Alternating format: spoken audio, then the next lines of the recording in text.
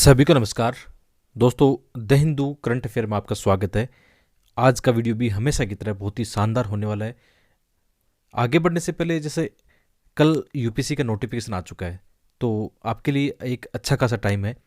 तो यहाँ पे मैं थोड़ा प्रीलिम्स के लिए आपको कुछ इंपॉर्टेंट चीज़ें बता देता हूँ, क्योंकि प्रैक्टिकल चीज़ें भी साथ साथ में चलनी चाहिए पढ़ाई के साथ में।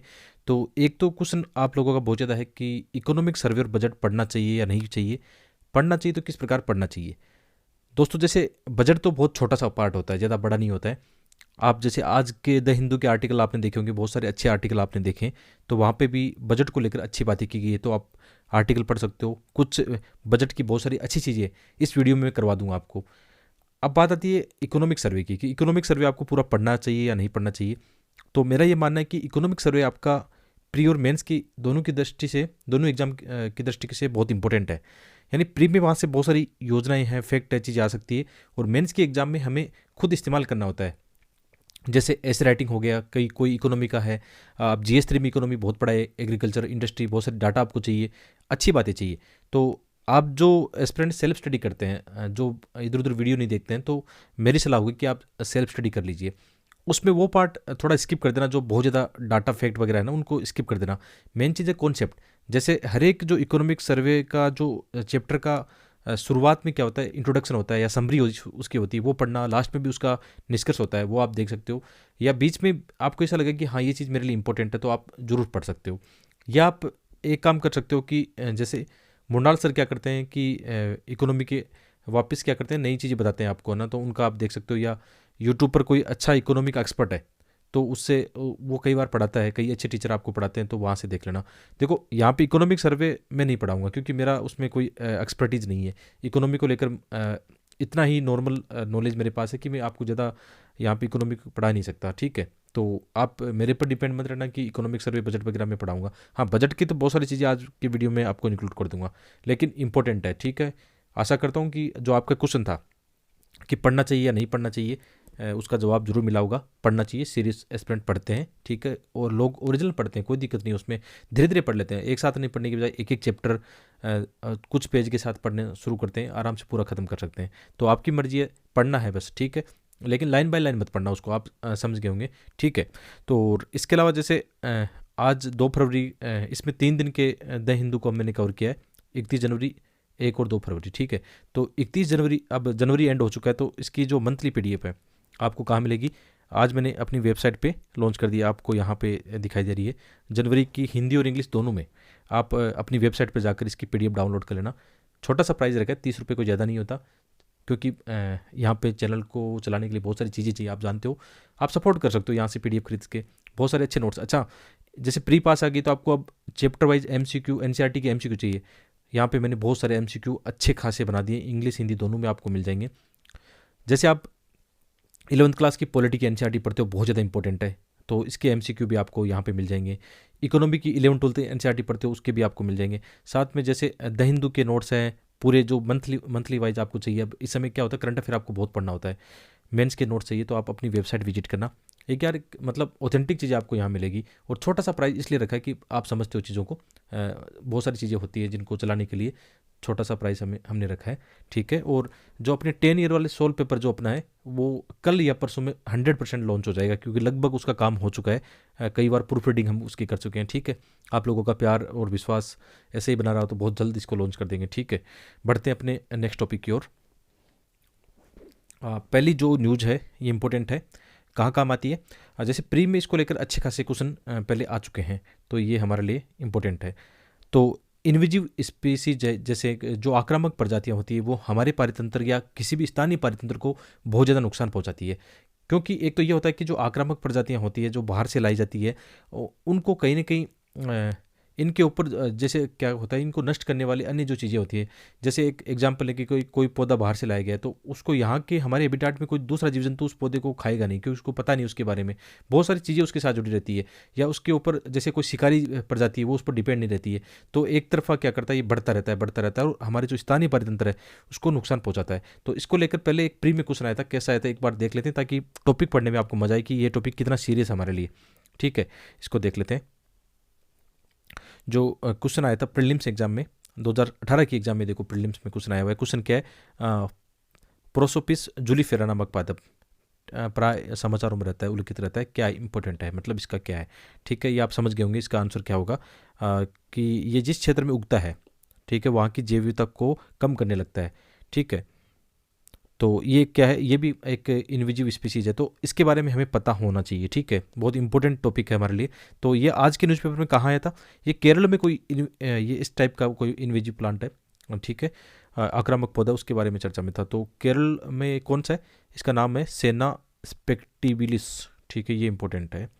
तो इसको यहाँ पे समाप्त करने के लिए कुछ योजनाएं बन रही है, क्योंकि ये क्या है, एक विदेशी आक्रामक पौधा है जो राज्य के वन्यजीव आवास के लिए गंभीर खतरा पैदा कर रहा है। तो ये शुद्ध रूप से कहाँ काम आएगा, आपकी प्रीलिम्स एग्जाम में ही काम आएगा। जैसे उसको पूछा है पहले क्वेश्चन, तो इस बार भी ऐसा क्वेश्चन दोबारा बन सकता है। पहले भी ऐसे कई क्वेश्चन आए हैं। और ये कहाँ की घटनाएं हो रही है, जैसे विशेषकर इसको प्रबंधन करने की जो योजनाएं बन रही है कहाँ पे, जैसे पेरियार टाइगर रिजर्व इसमें चर्चा में है। तो पेरियार टाइगर रिजर्व में इसके कुछ इसके प्रैक्टिकल अध्ययन किए गए थे, वहाँ पे अच्छे परिणाम निकल कर आए हैं, ठीक है। वहाँ पे किस प्रकार जो वहाँ का भूदर से किस प्रकार की वहाँ की प्राकृतिक वन है, उनको साथ प्रबंधन लेकर इन चीज़ों को किया जा रहा है कि किस प्रकार जो इनविजिव पादप है ना, जो आक्रामक प्रजातियाँ हैं, उनको नष्ट किया जाए, उनको समाप्त करने के लिए जो भी प्रयास हो सकते हैं, ठीक है।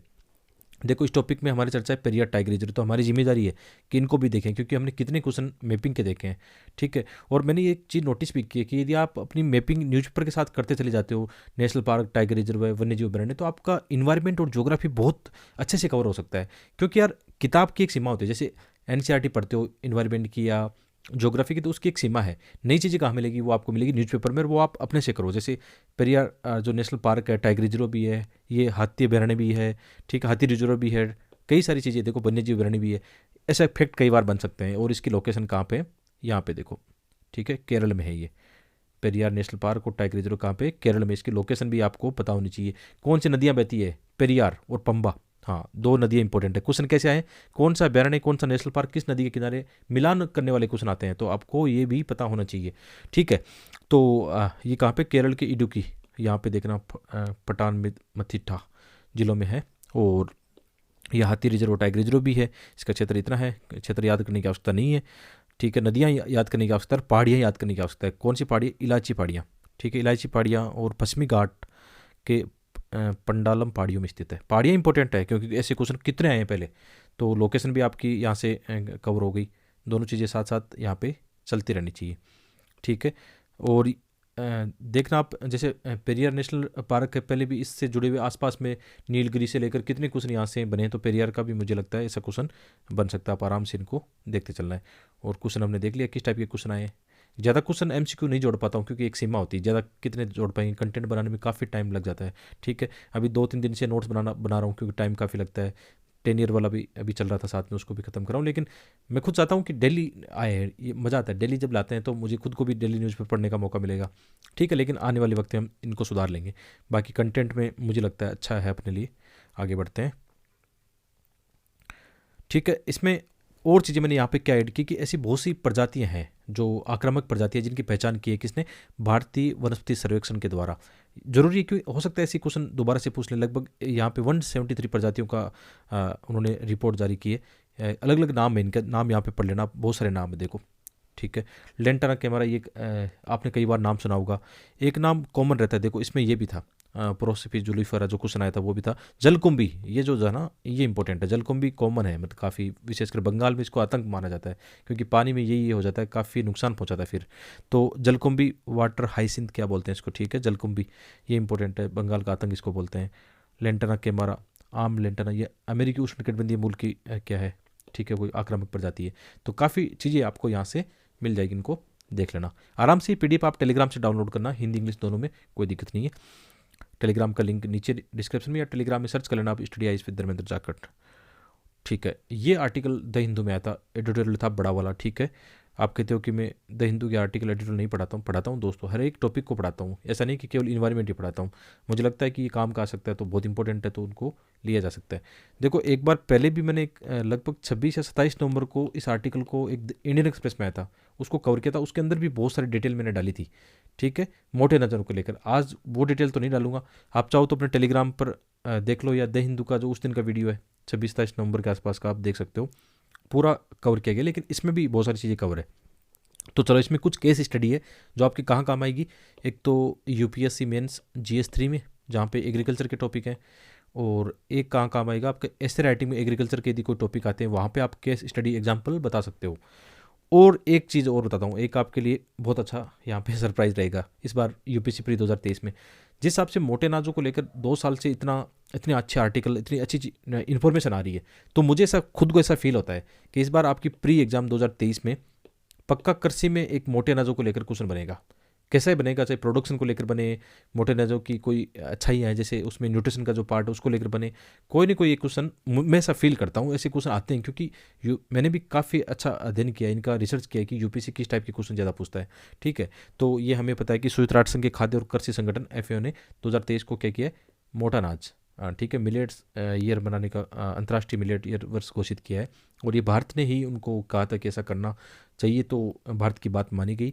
और मोटे अनाजों में विशेष पोषक गुण होते हैं, जैसे इसमें प्रोटीन है, आर है, फाइबर है, सूक्ष्म जो न्यूट्रिशन होते हैं उसमें एंटीऑक्सीडेंट उच्च होते हैं, बहुत इंपॉर्टेंट है। साथ में ही क्या है, देखो एक एग्जाम्पल देखें हम समझे, इस समय क्या हो रहा है, जलवायु परिवर्तन या एक्सट्रीम क्लाइमेट की कंडीशन हो रही है। उसमें क्या होता है, जो हमारी सामान्य फसलें उनको बहुत ज़्यादा नुकसान होता है। जैसे मैं अपना एग्जाम्पल देके बताऊँ, एक प्रैक्टिकल एग्जाम देके बताता हूँ। इस बार क्या हुआ, जैसे एक तो सर्दियाँ बहुत लेट शुरू हुई थी ना, हमारे क्षेत्र की बात करूँ जिस जहाँ से मैं आता हूँ, राजस्थान में शेखावटी क्षेत्र से, तो यहाँ पे एक तो सर्दियाँ लेट शुरू हुई थी। तो हमने क्या किया, जैसे इस समय रबी की जो फसल चल रही है, ठीक है, रबी कृषि इस समय रबी फसलें हैं, ऐसे क्वेश्चन बहुत सारे आए हैं पहले रबी और खरीफ के लेकर। तो इस समय जैसे हमारे खेतों में क्या है, गेहूँ है, ठीक है, और सरसों बहुत ज़्यादा है इस समय, सरसों के हैं, चना है, ये इस समय काफ़ी है, चना है जो, ठीक है, मेथी, ऐसे क्वेश्चन आते हैं कई बार, रबी की फसलें कौन सी है, ठीक है, आपको नाम भी लिख दिया यहाँ पे, गेहूँ, चना, जो, सरसों, मेथी है ना, ऐसे, ठीक है। साथ में प्याज भी है, ये हमारी इस समय चल रहा है, ठीक है। वैसे प्याज जायद फसलों में आता है, सब्जियों में आता है, ठीक है, लेकिन हमारे यहाँ रबी के समय प्याज काफ़ी होता है। तो जब सर्दियाँ, इनको क्या चाहिए, गेहूँ और सरसों, इनको क्या चाहिए, थोड़ा सा टेम्परेचर कम चाहिए, यानी इनकी एक शीतकालीन ऋतु में होते हैं, आपको पता है, तो कम टेम्परेचर चाहिए। लेकिन सर्दियाँ लेट शुरू हुई, तो वैसे भी ऑलरेडी ये गेहूँ और सरसों उतना अच्छा नहीं हो पाया था। लेकिन जब अच्छा हुआ, ठीक ठाक, चलो हमने सिंचाई की है ना, ठीक है, एक समय बाद अच्छा होने लगा था। लेकिन अभी क्या हुआ जनवरी महीने में 3 दिन पाला, पाला या मतलब जैसे आप जानते हो ना, फसलों पर बर्फ़ जम जाती है, तो बर्फ़ जमने से सरसों, आप ये मान के चलो 70-80% सरसों समाप्त हो गई है।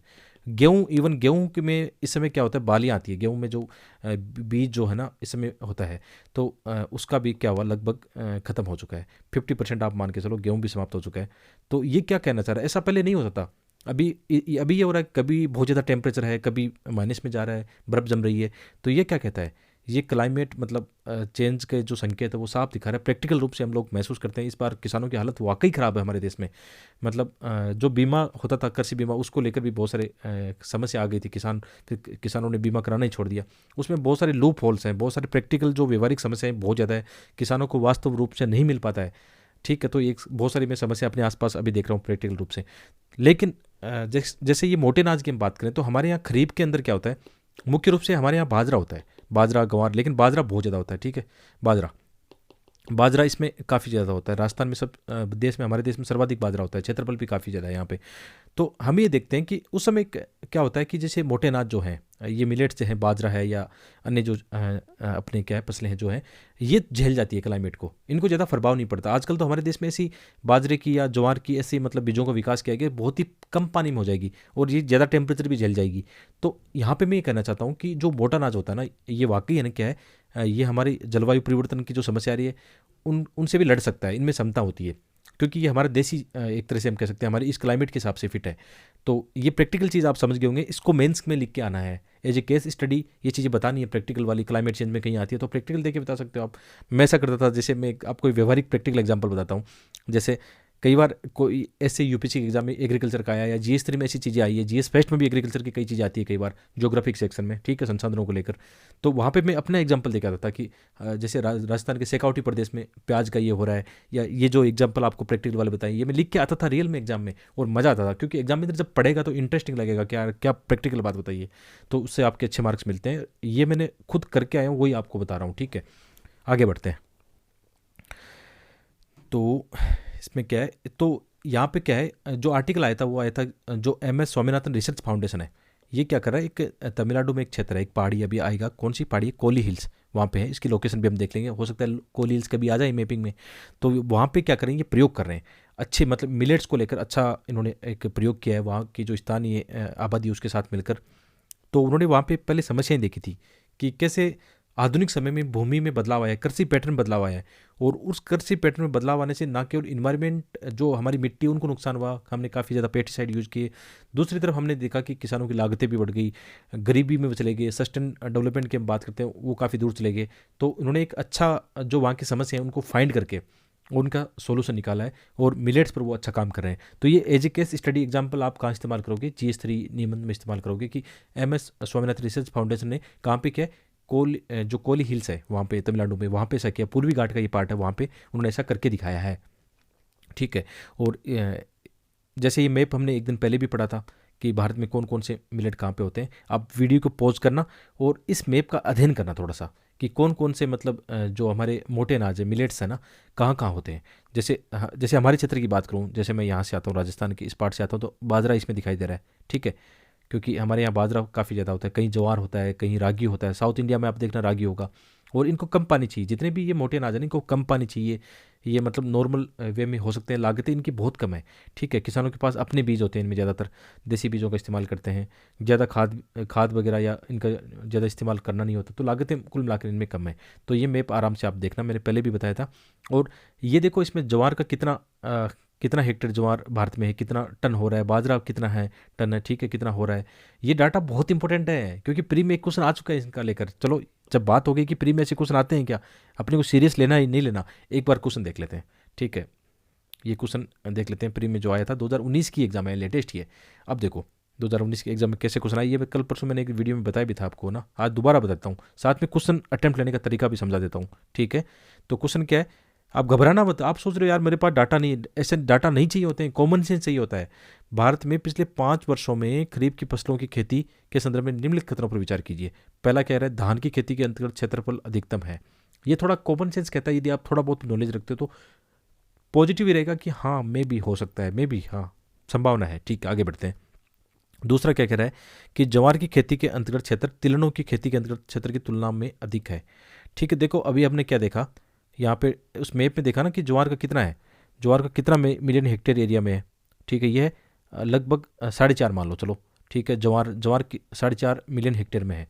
तो स्टेटमेंट पर आते हैं वापस, क्या कह रहा है कि ज्वार की खेती के अंतर्गत क्षेत्र तिलहनों की खेती के क्षेत्र के अंतर्गत तुलना में। अब देखो ज्वार लगभग 4 मिलियन हेक्टेयर में है, ज्वार एक फसल है। तिलहन में कितनी फसलें आती है, सरसों आती है, मूंगफली आती है, और भी तारा मेरा आता है, कितने कितने तिलहन की फसलें हैं, सरसों की कितनी वैरायटीज हैं, और भी बहुत सारी है। ठीक है, तो तिलहन इसका मतलब ये बहुत सारी फसलें हैं, और लगभग कितने तिलहन का अपना जो क्षेत्रफल है लगभग 28 मिलियन हेक्टेयर है, जहाँ तक मुझे याद है, फैक्ट है ना, आप कंफर्म कर लेना इसको। लेकिन ज़्यादा है, कॉमन सेंस लगाए तो ज़्यादा है, क्योंकि ज्वार तो एक फसल है, तिलहन में बहुत सारी फसलें हैं। कॉमन सेंस ये कह रहा है इसको क्या करना है, काटना है।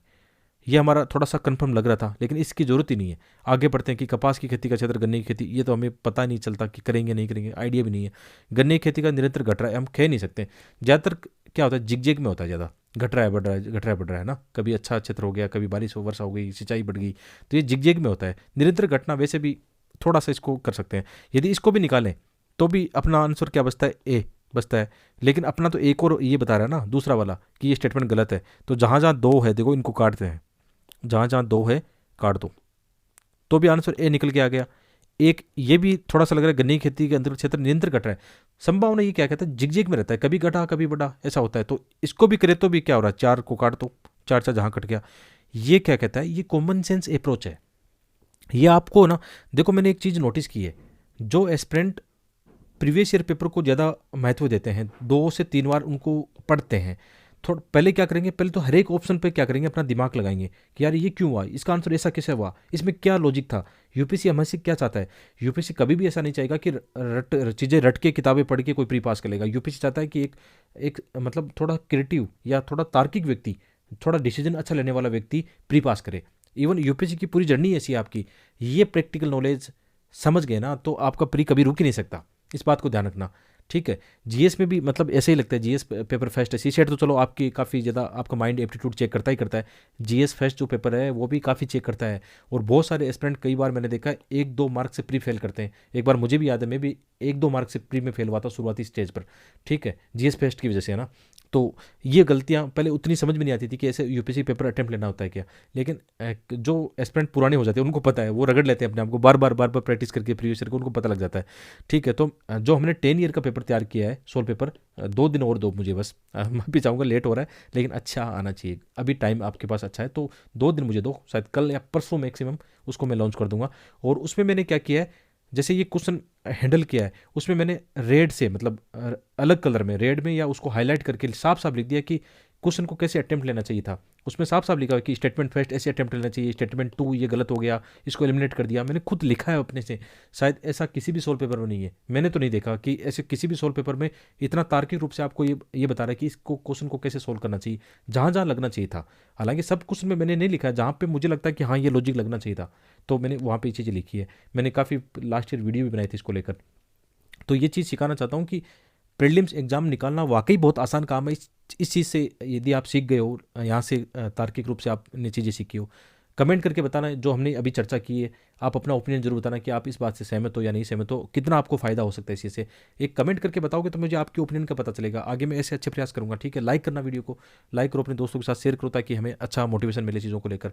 आते हैं अपने टॉपिक पर।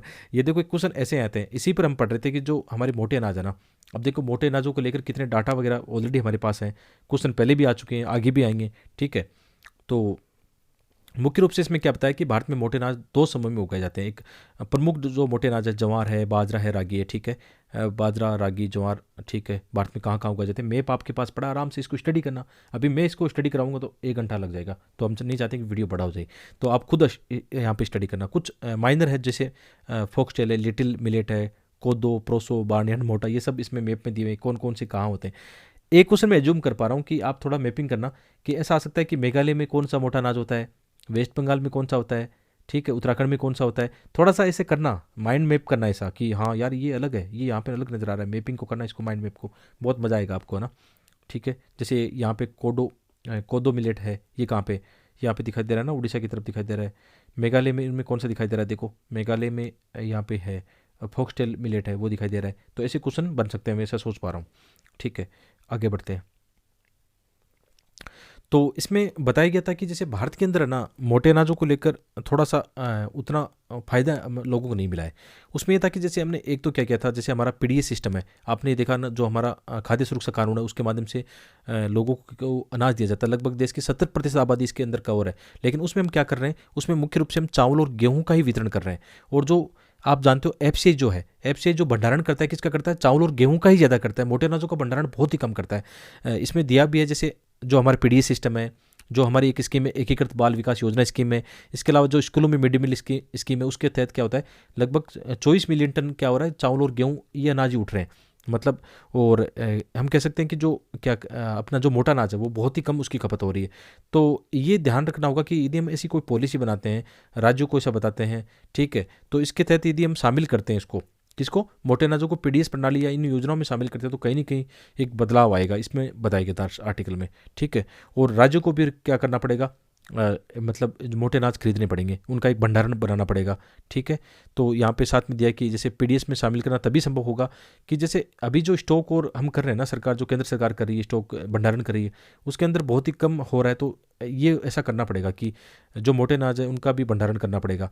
ठीक है, बहुत ही कम राज्य क्या करते हैं, इसको अपने पूल में शामिल करते हैं या खरीदते हैं या वितरण इसका करते हैं। तो ये एक संकट देखा जा रहा था। जैसे इसमें डाटा भी दिया था कि मई 2022 में क्या है, यदि हम केंद्रीय स्टॉक देखें तो वहाँ पे क्या 33 मिलियन टन चावल है और 31 मिलियन टन गेहूँ है।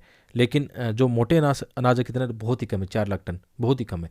देखो ये चीज़ें क्यों कर रहा हूँ विश्लेषण, कि सपोज करो मेंस के एग्जाम में ऐसा क्वेश्चन आ गया, मेंस 2023 या 24 के एग्जाम में ऐसा क्वेश्चन आ गया कि भारत में मोटे अनाजों का कहाँ समस्या है, खपत कहाँ पे, तो ये आप बता सकते हो, भंडारण की समस्या बता सकते हो, पॉलिसी के लेवल पर समस्या बता सकते हो, लोगों के माइंड सेट पर बता सकते हो कि लोगों का ऐसा रहता है कि मोटे अनाज तो गरीब लोग ही खाते हैं। ठीक है, ऐसा ही रहता है कि गेहूँ या चावल वो लोग खाते हैं, मतलब जो थोड़ा से मध्यम वर्ग या इलीट वर्ग में आते हैं, गरीब व्यक्ति खाएगा बाजरे की रोटी, जबकि ऐसा नहीं है, लोगों का माइंड सेट ही ऐसा बना रखा है। इसके लेकर जन जागरूकता अपनाना पड़ेगा। जैसे हम हमारे परिवार की बात करें तो हम सर्दियों में ज़्यादातर बाजरे की रोटी खाते हैं। बाजरे की रोटी बहुत पौष्टिक होती है, मज़ेदार होती है खाने में, ठीक है। सुबह सुबह जब कलेवा करते हैं, आपने किया होगा, सुबह जो शहरों में आप लोग नाश्ता करते हो ब्रेड का इनका, तो हम क्या करते हैं गांव में, सुबह दही और बाजरे की रोटी खाते हैं प्याज के साथ में ठीक है, तो कितना मज़ेदार चीज़ है वो। तो ये चीज़ें है, काफ़ी रियल मानता हूँ कि काफ़ी पौष्टिक होती है। और शाम के समय हमारे यहाँ सर्दियों में ठंड काफ़ी रहती है, तो हम गुड़ के साथ बाजरे की रोटी खाते हैं। और हमें याद है जब बचपन में हम खेत में जाते थे, ठीक है तो सुबह सुबह वहाँ पे क्या बाजरे की रोटी और प्याज ले लेते अपनी जेब में डाल के, ठीक है। तो यही गांव की लाइफ है। और वही कहना चाहता हूँ कि मोटे अनाजों को लेकर ये जो पॉइंट बता रहा हूँ ना, ये मेंस में काम आएंगे, मैं मजाक नहीं कर रहा हूँ, बातों बातों में आपको कुछ सिखाना चाहता हूँ कि यदि मेंस में कुछ ना है कि कहाँ कहाँ समस्या है, तो ये 5 से 7 पॉइंट आप बता सको। समाधान कैसे होगा, तो ये बताओ कि इसको शामिल करेंगे किस में, इसमें पीडीएस खाद्य सुरक्षा कानून के तहत शामिल करेंगे, लोगों में जन जागरूकता फैलाएंगे, सरकार की योजना बताएंगे, अंतर्राष्ट्रीय मिलेट ईयर के बारे में बताएंगे। तो ऐसा होता है। और साथ में जो हमारे न्यूट्रिशन का, जो हमारे देश में कुपोषण की समस्या है उसको साथ जोड़ेंगे। कुपोषण की समस्या वास्तव में मिटाई जा सकती है, क्योंकि ये जो अनाज होता है ना वाकई बहुत ही कम लागत वाला होता है, गरीब व्यक्ति तक इसको हम पहुंचा सकते हैं। लेकिन सप्लाई चेन इन सब पर हमें सोचना होगा। तो मेंस के हिसाब से ऐसे इस दृष्टिकोण से सोचो, मजा आएगा। फिर आगे बढ़ते हैं। तो एक चीज़ थी कि जो ये केस स्टडी हम बता रहे थे, जो अभी एम एस स्वामीनाथन फाउंडेशन वाली केस स्टडी बता रहे थे, कहाँ पे, जो हमने कौन सी कोली पहाड़ी अभी देखा था ना, ऊपर देखा था हमने, कोली हिल्स है जो पहाड़ी, जो तमिलनाडु वाला क्षेत्र है वहाँ पे, है ना। तो वहाँ पे ये बता रहे थे कि उस क्षेत्र में क्या थी, बहुत सारी समस्या थी कि एक तो मिलेट्स की खेती में लगातार गिरावट आ रही थी। और अच्छा, उससे पहले मुख्य समस्याएं और भी इसमें दे रखी थी, उसमें आगे भी है जो उस क्षेत्र की, लेकिन ये तो वो समस्या है जो हमारी कॉमन समस्या है मिलेट्स को लेकर ना। ये पॉइंट वो है, थोड़ा मैं भूल गया था, सॉरी, इसके लिए माफी चाहूँगा। लेकिन जो से इसमें क्या है, एक तो मिलेट्स की खेती को लेकर क्षेत्र में गिरावट आ रही है, जो कुल क्षेत्र में जितना बोया जाना चाहिए था। इसको लेकर ये है कि जैसे हमने हरित क्रांति लेकर आए, तो हरित क्रांति में हमने किसको महत्व दिया, हमने चावल गेहूँ इनको महत्व दिया, या हमने आधुनिक जो बीज है उनका विकास उन फसलों को ज़्यादा दिया जो कॉमर्शियल है, या मतलब जो खाद्यान्न से ज़्यादा जुड़ी हुई थी, मुख्य रूप से जो गेहूँ और चावल को लेकर जुड़ी हुई थी। ये भी खाद्यान्न से जुड़ी है, लेकिन उसको उतना महत्व नहीं दिया। एमएसपी भी हमने लगभग शायद है ना, मोटे अनाजों में 3 फसलें एमएसपी के दायरे में शामिल, आप जहाँ तक मुझे याद है, ठीक है। बाजरा हमें पता है कि हम बेचते हैं, बाजरा है, ज्वार है, रागी, ये 3 फसलें एमएसपी के दायरे में होनी चाहिए मेरे हिसाब से, ठीक है। ये हमने कवर किया था 26-27 नवंबर को, जो द हिंदू वाला अपना वीडियो था, या पीडीएफ आप जरूर देख लेना एक बार, आपको रिकमेंड जरूर करूँगा कि यार वो जरूर देखना एक बार, उसमें भी हमने मिलेट्स को लेकर काफ़ी अच्छा अध्ययन किया था। तो ये बात है। और इनकी उत्पादकता भी कम है, ये बात सही है कि जैसे बाजरा हमारे यहाँ कितना होता है, लगभग 1 बीघा जैसे खेत है कोई, तो इसमें 1 बीघा खेत में लगभग आप ये मान के चलो 2 क्विंटल मुश्किल से होता है। यानी हमारे देश में भी ये है कि बाजरा की उपज जैसे यहाँ पे दे रखा है ना, बाजरा लगभग वही बात है, 1 हेक्टेयर में कितना बीघा होता है, 1 हेक्टेयर में होता है 9 बीघा, ठीक है। तो लगभग वही 1 क्विंटल मतलब 1 बीघा में हो रहा है, 1 हेक्टेयर में 9 क्विंटल हो रहा है। तो हमारी उत्पादकता इसमें काफ़ी कम है, तो इसको लेकर रिसर्च जो होना चाहिए था वो नहीं हो पाया है। तो ये वास्तविक जो समस्याएं हैं मिलेट्स को लेकर, ठीक है। और हमने ये देखा कि जब तक उत्पादकता और उत्पादन में पर्याप्त वृद्धि नहीं की जाती है, तब तक मोटे अनाजों के उपभोग के लिए प्रोत्साहन भी मतलब थोड़ा मुश्किल हो जाएगा। इस बात को भी हम बता सकते हैं यहाँ पे। और जो केस स्टडी की हम बात कर रहे थे, ये केस स्टडी है जहाँ पे उन्होंने ऐसा करके दिखाया। देखो यहाँ पे मैपिंग में काम आ सकता है, हो सकता है। अच्छा, एक काम और कर सकते हो आप, जैसे आप मेंस के एग्जाम दे रहे हो, जीएस फर्स्ट में वहाँ पे ऐसा कुछ ना आ जाएगा मोटे अनाजों का, या जीएस 3 में ऐसा कुछ ना आ गया मेंस में, तो आप ये मैप भी बना के आना। मैं ऐसा करता था कि मैं जैसे कोई केस स्टडी बता रहा हूँ, मुझे लगता है स्कोप है, मैं तुरंत इंडिया का मैप बनाता और यहाँ पे बताता कि हाँ ये कॉल यहाँ पे उन्होंने केस स्टडी किया। तो कितना मज़ेदार है कि आप प्रेजेंट करने का तरीका आपका बदल जाएगा। फिर ऐसा करना चाहिए, मैं ऐसा करके आता था, ठीक है। छोटे छोटे माइक्रो इनको कह सकते हैं, मैप बोल सकते हैं, जो काम आते हैं हमारे। तो ये मेंस में भी काम आएगा, प्री में भी काम आएगा।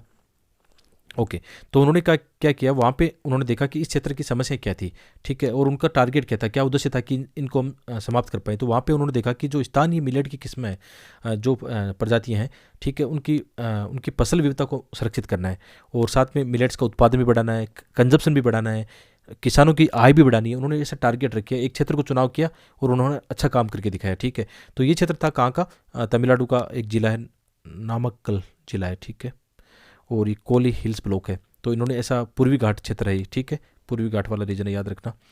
और यहाँ का कृषि पारितंत्र आदि का अध्ययन करके उन्होंने क्या किया, मतलब आप कह सकते हो कि यहाँ की ज्योग्राफी है, सोशल इकोनॉमिक कंडीशन को ध्यान में रखते हुए उन्होंने कुछ योजनाएं लॉन्च की, और उन्होंने काफ़ी सफलता भी प्राप्त की।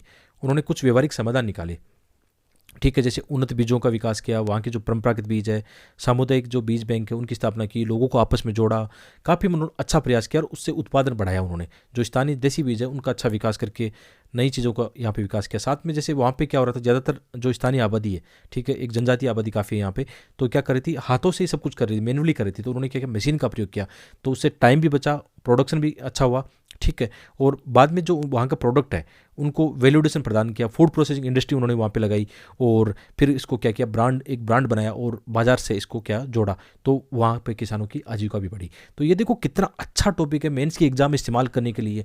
ये आपके किसी भी मैगजीन में नहीं मिलेगा, ऐसा मैगजीन में कॉपी पेस्ट मटेरियल मिल जाएगा आपको, लेकिन ये चीज़ें जो प्रैक्टिकल वाली है ये आपको सिखाती है केवल न्यूज़पेपर आपको सिखाता है कैसे आपकी आंसर राइटिंग होगी, कैसे आप सोचना समझना सीखते हो, सब कुछ यहाँ पे है। अब देखो बड़ा तो हो रहा है, आर्टिकल इतना बड़ा है तो वीडियो बड़ा होगा, ठीक है, लेकिन टिके रहना, जिनमें दम है आईएएस पास करने का, आईएएस बनने का, तो वो टिके रहेंगे, वो उनको पता है सब कि क्या अच्छा है क्या बुरा है, सब वो डिसीजन ले सकते हैं। तो मुझे चिंता करने की आवश्यकता नहीं इस बारे में। हालांकि कई लोग कमेंट करते तो फिर मुझे भी बुरा लगता है कि यार मैं इतनी मेहनत करता हूँ फिर भी लोग, कई बार ऐसे लोग आते हैं उठा कमेंट कर देते हैं कि सर इतना बड़ा क्यों कर रहा है, ये हो रहा है वो हो रहा है, लेकिन कोई फ़र्क नहीं पड़ता। मेरे साथ जो जेन्युइन ट्रू एस्पिरेंट जुड़े हैं वो मेरे लिए काफ़ी हैं, ठीक है। चाहे 100 ही हो, आप में से 100-200 ही हो, मुझे इतना ही चाहिए, ठीक है। मुझे कोई बड़ा क्षेत्र नहीं बनाना है, ठीक है। अपने ट्रू एस्पिरेंट है वो साथ में जुड़े, वही अच्छा है हमारे लिए।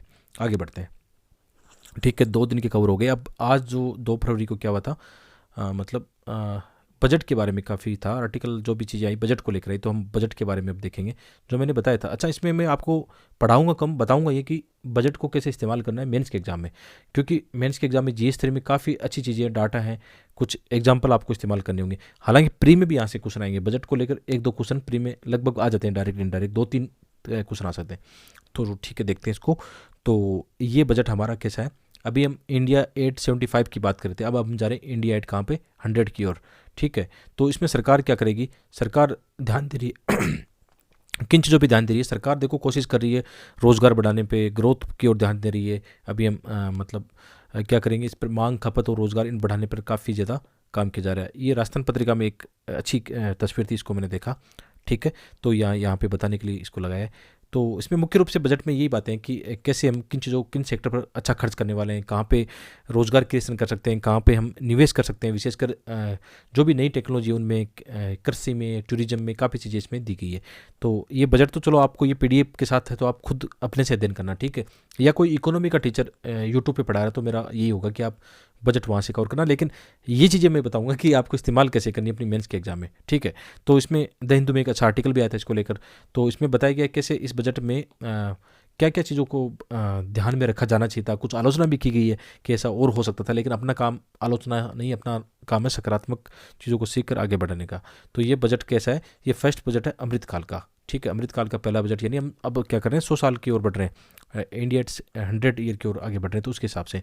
और कुछ फाइंडिंग यहाँ पे है कि जैसे हम दुनिया की 5वीं सबसे बड़ी आबादी अर्थव्यवस्था बन गए। और देखो इसमें बताया गया कि लोगों के बेहतर जीवन स्तर के सुधार के साथ साथ क्या है, प्रति व्यक्ति आय भी दुगुनी हो बढ़कर कितनी हो गई, 1.97 लाख रुपए होगी। तो ये हमारे लिए अच्छी बात है कि आय भी बढ़ रही है, ठीक है, लोगों के रोजगार भी बढ़ रहे हैं। हालांकि कई सारी समस्या रहती है कई बार बेरोजगारी के लेकर, स्किल को लेकर, लेकिन ठीक है, समय के साथ हम सीखते हैं, आगे बढ़ते हैं, ये हमारे लिए अच्छी चीज़ें हैं, ठीक है।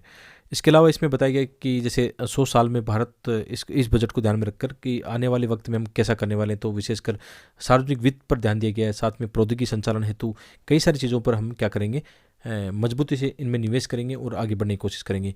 कुछ जैसे इसमें स्कीम भी है, जैसे पीएम विकास या प्रधानमंत्री विश्वकर्मा कौशल सम्मान, ये पहली बार पारंपरिक कारीगरों और शिल्पकारों या विश्वकर्मा को उनके उत्पादों की गुणवत्ता, पैमाने और पहुंच को बेहतर बनाने में मदद करने के मकसद से ये पैकेज प्रदान करेगा। तो ऐसा क्वेश्चन प्री में आ सकता है कई बार, देखो ये क्वेश्चन आ सकता है कि पीएम विकास या प्रधानमंत्री विश्वकर्मा कौशल सम्मान क्या है, किससे जुड़ा हुआ है, ठीक है। वैसे नाम में छुपा है, कोई विश्वकर्मा मतलब जो कारीगर है, शिल्पकार है, उनको सम्मान करने के लिए है, ठीक है। प्री में आ सकता है, इसलिए शामिल किया है कि प्री में से इफेक्ट आ सकते हैं।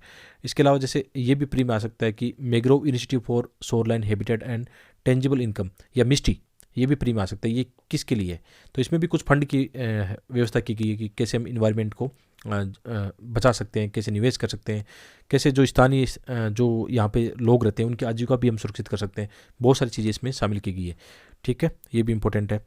और ये बहुत इंपॉर्टेंट है। देखो ये चीज़ ध्यान रखना, ये मैं क्या करता था, ये पहले से इकोनॉमिक सर्वे से निकालता था ऐसी चीज़ें। तो उसमें जैसे कई बार समस्या आती है कि हमारे देश में जो निवेश है उसका संकट रहता है, ठीक है। यदि विकसित देशों के साथ हम तुलना करें तो हमारा जो टैक्स जीडीपी रेशियो है बहुत कम है। जैसे विकसित देशों में 30-35% के आसपास आपको मिल जाएगा कई देशों का, ठीक है। यहाँ पे जैसे इसमें दिया गया है, क्या दिया गया, ये बहुत इंपॉर्टेंट है, आपको मेंस में इस्तेमाल करना है। चाहो तो ऐसा ग्राफ बना लो, ग्राफ नहीं बनता तो कम से कम एटलीस्ट ये तो लिख दो कि भारत का टैक्स जीडीपी यानी कि हम हमारी जीडीपी का कितना टैक्स कलेक्शन होता है, कितना इनके साथ तुलनात्मक हम देखें तो भारत का लगभग कितना 17% के आसपास है। पहले भारत चीन से भी नीचे था, लेकिन हाल ही में भारत चीन को छोड़कर आगे बढ़ा है, लेकिन ज़्यादा आगे नहीं है। और यदि इनकी बात करें, रूस, ब्राज़ील, साउथ अफ्रीका की बात करें तो इनका 23% से ऊपर है टैक्स टू जीडीपी रेशियो, ठीक है। ये बहुत इंपॉर्टेंट है। ये कहाँ इस्तेमाल करना है, ये आपको मेंस की एग्जाम में इस्तेमाल करना है, बहुत इंपॉर्टेंट है। ये यदि किसी देश का बढ़ता है तो उस देश में आप देखो कितने फ़ायदे होते हैं, वित्त की समस्या कम हो जाती है, ठीक है। आगे बढ़ते हैं। अब देखो बजट की कुछ बातें इसमें यहाँ पे मैंने शामिल की है जो आपकी कहाँ काम आएगी, ठीक है। प्री और मेंस दोनों में काम आएगी, विशेषकर मेंस में यहाँ से अच्छे कीवर्ड आप कहते हो ना कहाँ से लाएं, तो यहाँ से लाओगे। तो ये हमारा कौन सा बजट है, ये अमृतकाल के लिए विजन बजट है। और इसमें विशेष पर किन बातों पर ध्यान दिया गया है, जैसे युवा वर्ग पर विशेष ध्यान दिया गया है, रोजगार सृजन पर ध्यान दिया गया है, सुदृढ़ और स्थिर वर्त आर्थिक वातावरण पर इसमें ध्यान किया है। ये डायग्राम देखो, आप कई बार मेंस में आपको क्या चाहिए, कई डायग्राम फ्लो चार्ट चाहिए है ना, तो इसमें सब 7 प्राथमिकताएं भी बताई गई है। यहाँ पे देखना, अमृतकाल की 7 प्राथमिकताएं कौन सी है, समावेशी विकास है, अंतिम छोर तक पहुँचना है, युवा शक्ति है, वित्तीय क्षेत्र है, हरित विकास है, समता उभारना है, अवसंरचना और निवेश है। अब देखो इसको आप चाहो तो मेंस के एग्जाम में ये आपके लिए क्या है, एक फ्लो चार्ट ऑलरेडी बना हुआ मिल गया। फ्लो चार्ट और डायग्राम चाहिए ना आपको अच्छे वाले, जब सरकार अपने बजट में इस्तेमाल करती है तो आप भी अपनी मेंस के एग्जाम में इस्तेमाल करो, कितना अच्छा है। आराम से आप यहाँ पे इंग्लिश में भी देखो, ठीक है। देखो ये इंग्लिश और हिंदी दोनों में आपको इस पीडीएफ के अंदर चीज़ें मिल जाएगी, आप आराम से देखना, ठीक है। सप्तऋषि 7 प्रायोरिटीज आप देख लो यहाँ पे, तो कितना बढ़िया है, ठीक है।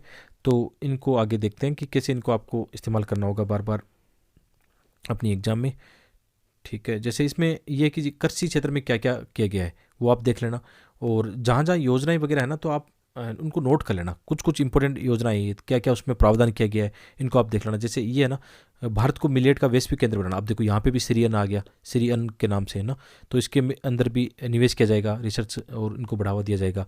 तो श्री अन्न, ठीक है, भारत को इसको बनाना है, तो ये इंपॉर्टेंट आपके लिए हो गया, ठीक है। आगे बढ़ते हैं। जैसे इसमें संस्थागत ऋण में लगातार कृषि क्षेत्र में वृद्धि देखी गई है।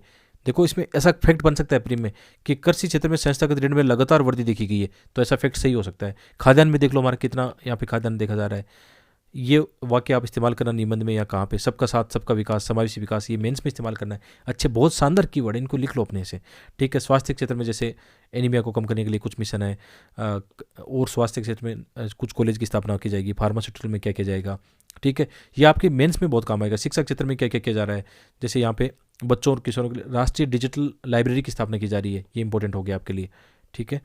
सभी के लिए सुविधाएं इस्तेमाल की जा रही है, पीएम किसान के तहत क्या हो रहा है, ठीक है। बहुत सारी अच्छी चीज़ें आ गई।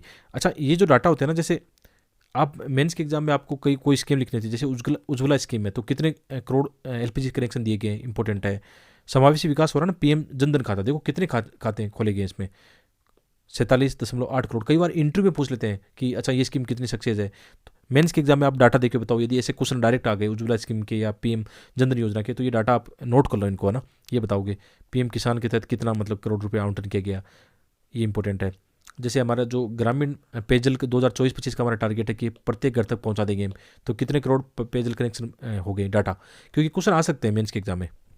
इसके अलावा बेरोजगारी की डाटा यहाँ पे आपको मिल जाएंगे, ठीक है। और अंतिम छोर पर पहुंचने का, जैसे प्रधानमंत्री पीवीटीज, मतलब जो विशेषकर जो वल्नरेबल जो जनजाति क्षेत्र है उनके विकास, जनजातियों के विकास के लिए ऐसा किया जा रहा है। कर्नाटक में सूखा संभावित यहाँ पे धारणीय सूक्ष्म सिंचाई वित्तीय सहायता है। एकलव्य स्कूल के बारे में थोड़ा गूगल कर लेना कि कौन सी स्कूलें होती है एकलव्य स्कूल, है ना, ये आवासीय विद्यालय होते हैं शायद, है ना। SC/ST में आप देखना किन को लेकर बनाए गए, विशेषकर आप खुद इसको करना, ठीक है। इसके अलावा जैसे जो इंफ्रास्ट्रक्चर है उसमें निवेश की बात, अच्छा ये देखो कितना इंपॉर्टेंट है, ये इसको इस्तेमाल करना। ये जो डायग्राम आपको दिख रहा है इसको मेंस के एग्जाम में इस्तेमाल करना GS3 में, ठीक है। ऐसा कोई क्वेश्चन आ गया तो जैसे अवसंरचना और उत्पादक क्षमता में निवेश बढ़ाने के लिए प्रोत्साहन, तो इसका क्या प्रभाव होगा? सेम इसको कॉपी कर लो यार, एज इट इज इस्तेमाल करना, इतना मजेदार लग रहा है मुझे तो। विकास और रोजगार में वृद्धि, ऐसा हम करेंगे तो ऐसा होगा, कितना फायदा होगा, ठीक है। तो ये डायग्राम बहुत ज़्यादा इंपॉर्टेंट है आपके मेंस के एग्जाम के लिए, यही तो निकालना होता है। यही मैं सिखाना चाहता हूँ कि आप इकोनॉमिक सर्वे बजट पढ़ो तो मेंस के एग्जाम में कैसे इस्तेमाल करना है, इस तरीके से पढ़ना, ये आपके डायग्राम काम आ जाएगा। इसके अलावा सरकार देखो कितना पूंजीगत निवेश कर रही है, कैपिटल निवेश होता है तो कितना फ़ायदा होता है किसी भी जीडीपी को आगे जाकर, ठीक है। ये चीज़ हो गई। इसके अलावा देखो सरकार ने और भी बताए उपाय, यदि ऐसा करेंगे तो ऐसा इसका परिणाम होगा।